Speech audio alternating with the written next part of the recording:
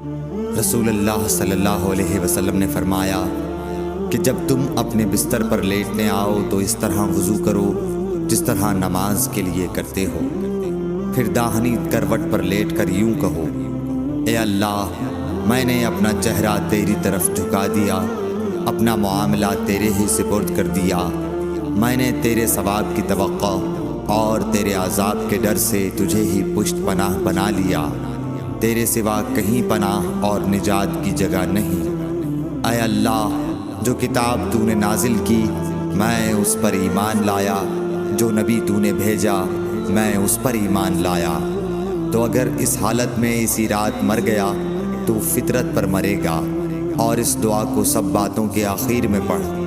حضرت برا کہتے ہیں کہ میں نے رسول اللہ صلی اللہ علیہ وسلم کے سامنے اس دعا کو دوبارہ پڑھا۔